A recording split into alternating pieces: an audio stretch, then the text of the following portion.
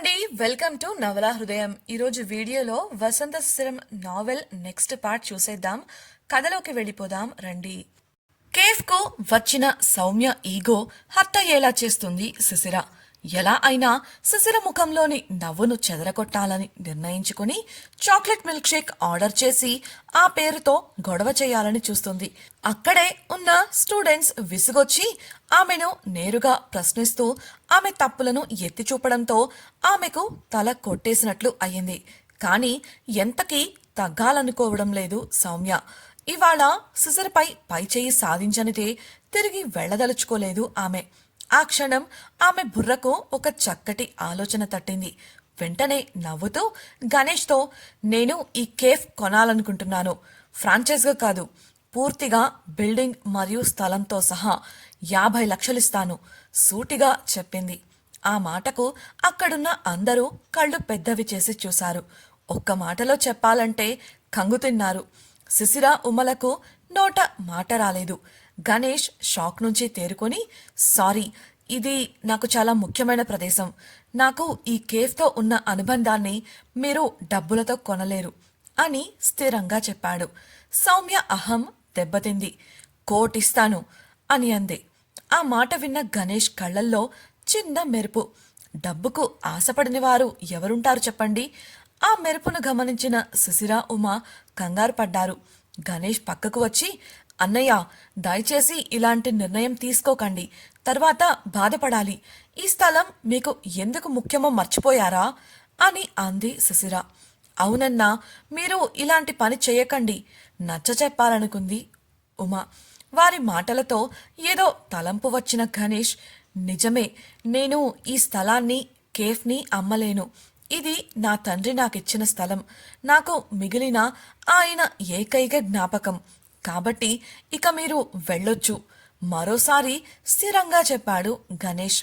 అప్పటికే ఉమా శిశిరలు మధ్యలో కల్పించుకున్నందుకు సౌమ్యకు కోపం వచ్చింది.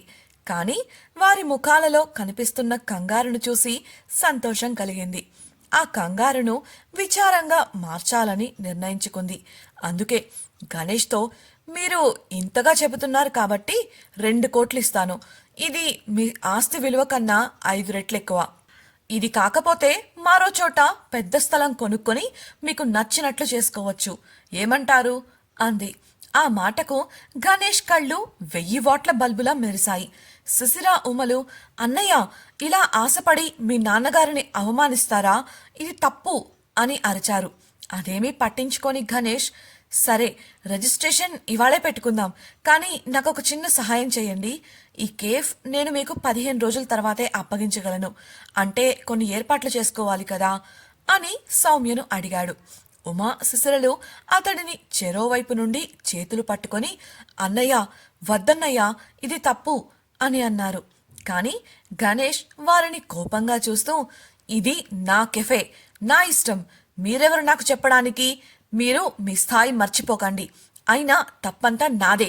నేనే మీకు అనవసరంగా చనువిచ్చాను. అందుకే ఈరోజు ఇలా నా ఎదుగుదలకు అడ్డుపడుతున్నారు. వెళ్ళండి పక్కకు. అరిచినంత పని చేశాడు. బిక్కముఖాలు వేసుకొని చూస్తూ పక్కకు వెళ్ళిపోయారు ఉమా శిశిరలు. అది చూసిన సౌమ్య సంతోషంగా, అది సరైన బిజినెస్ మ్యాన్లా ఆలోచించి మంచి నిర్ణయం తీసుకున్నారు. నా లాయర్ పేపర్లు సిద్ధం చేసి ఇక్కడికే తీసుకొస్తారు. మీరన్నట్లు ఇవాళ రిజిస్ట్రేషన్ పూర్తి చేద్దాం అని చెప్పింది సౌమ్య. ఆ మాటకు సంతోషంగా తల ఊపి, అలాగే మేడం, కూర్చోండి.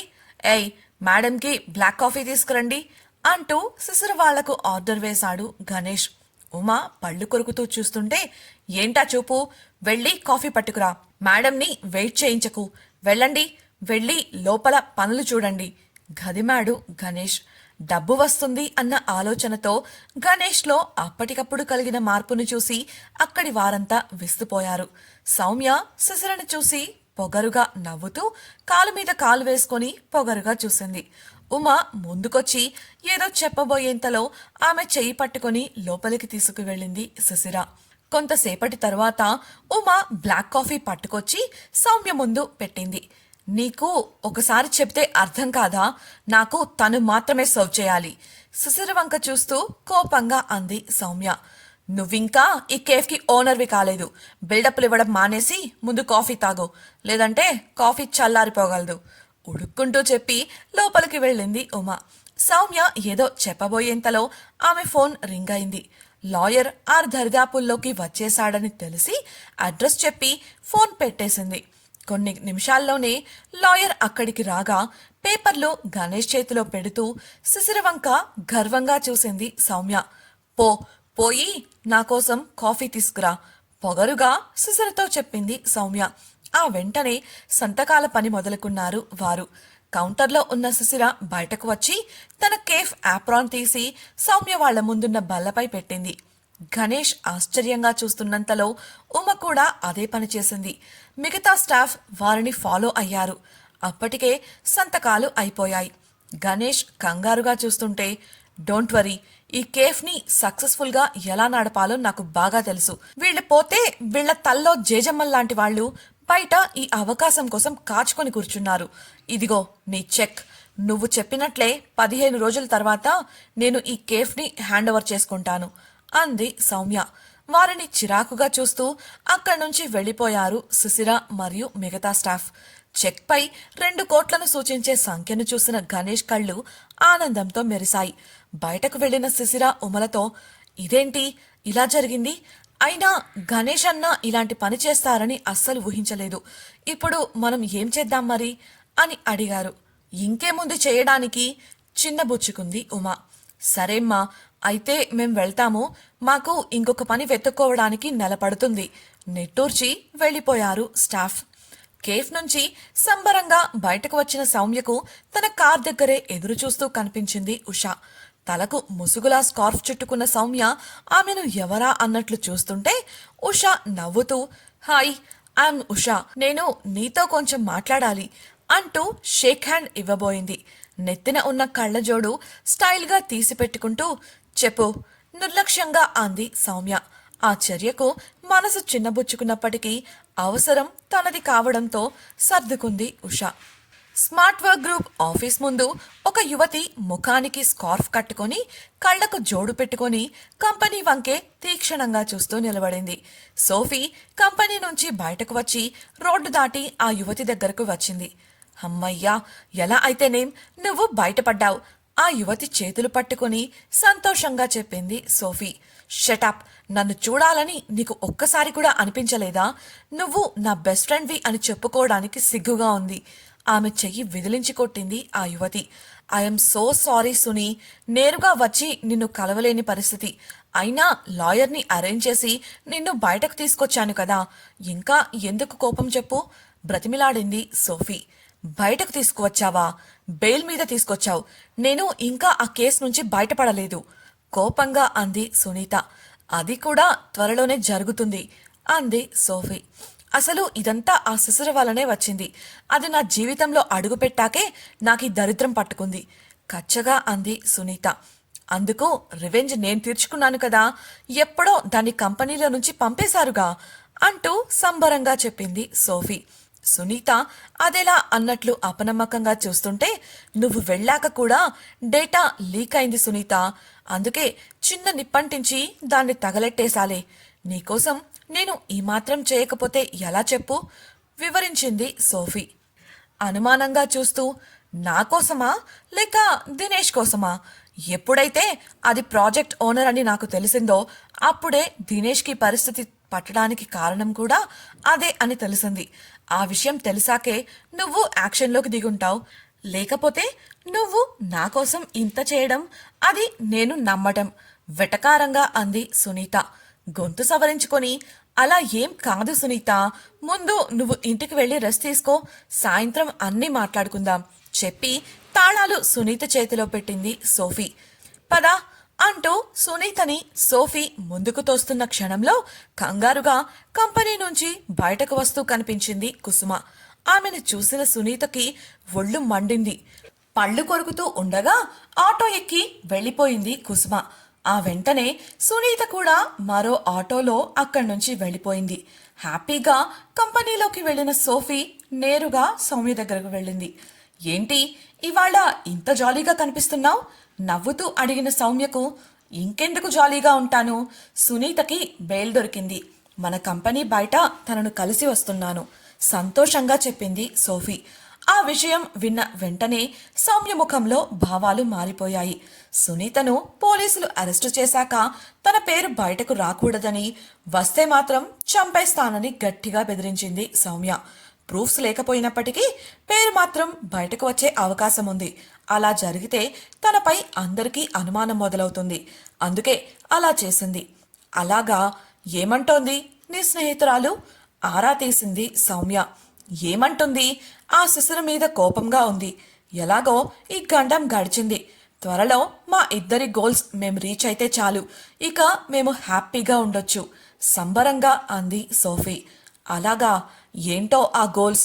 అడిగిన సౌమ్యకు ఎలాగోలా దినేష్ని కనిపెట్టి పెళ్లి చేసుకొని సెటిల్ అవ్వడం నా గోల్ అని చెప్పింది సోఫీ. మరి సునీది? అడిగిన సౌమ్యకు ఇంకేముంది, ఎలా అయినా సీఈఓ వసంత్ను లవ్లోకి దించి అతనితో సెటిల్ అవ్వాలన్నది తన గోల్ సమాధానమిచ్చింది సోఫీ. అంతే. అప్పుడే నీళ్లు తాగుతున్న సౌమ్యకు పొలమారి ఆమె నోట్లోని నీళ్లు సోఫీపై వర్షపు చినుకుల్లా పడ్డాయి. సోనీ ముఖం చీదరించుకున్నట్లు పెట్టి తన వాలకాన్ని తాను చూసుకుంటూ ఉంటే, సారీ, పొరపాటుగా పొలమారింది, టిష్యూ పేపర్ అందిస్తూ చెప్పింది సౌమ్య. ఇట్స్ ఓకే అన్న సోఫీని, అసలు సునీ ఇలాంటి గోల్ పెట్టుకోవడమేంటి, అది ఎలా పాసిబుల్ అవుతుంది అమాయకంగా ప్రశ్నించింది సౌమ్య. అదేంటి అలా అడుగుతున్నారు? అసలు సునీత కంపెనీలో చేరిందే సీఈఓ గారి కోసం కదా, అతన్ని దక్కించుకోవడానికి ఎలాంటి పిచ్చి పనైనా చేస్తుంది. మధ్యలో ఈ శిశిర వచ్చి కంపు చేసింది కానీ, లేదంటే ఆ ప్రజెంటేషన్ సునీత జీవితాన్ని మార్చుండేది. సునీత ఆ ప్రాజెక్టుకు సంబంధించి వచ్చే ప్రమోషన్ను వసంత్ గారికి ముందు ఉండే డిపార్ట్మెంట్కు మార్చమని, అందులోనూ ఆయనకు సన్నిహితంగా ఉండేటటువంటి రోల్కు మార్చమని అడగాలనుకుంది. అప్పుడైతే మిస్టర్ వసంత్ని కలవడానికి రోజు అవకాశాలు వస్తాయి కదా. ఆగండి, నేను ఉదయం వచ్చిన న్యూస్ చూశాను, కొంపదీసి మీరు కూడా అదే పనిలో లేరు కదా? ప్రశ్నిస్తూనే సౌమ్య ఏదో సమాధానం ఇవ్వబోయేలోపు, మీరు అలా చెయ్యర్లేండి, మీ తాతగారే స్వయంగా బయటకొచ్చి నిజం చెప్పారు కదా, ఆయన ఇన్వెస్టిగేషన్ చేస్తే మీరు దొరికిపోతారు కదా. అయినా మనలో మనమాట, సునీ మొండితనం మీకు తెలియదు, తన దారికి అడ్డు వచ్చిన వాళ్లను తొలగించుకోవడానికి ఎంతకైనా తెగిస్తుంది. మీ మేలు కోరి చెబుతున్నాను, ఇక నేను వెళ్తాను, నాకు కొన్ని ముఖ్యమైన పనులున్నాయి చెప్పి వెళ్ళిపోయింది సోఫీ.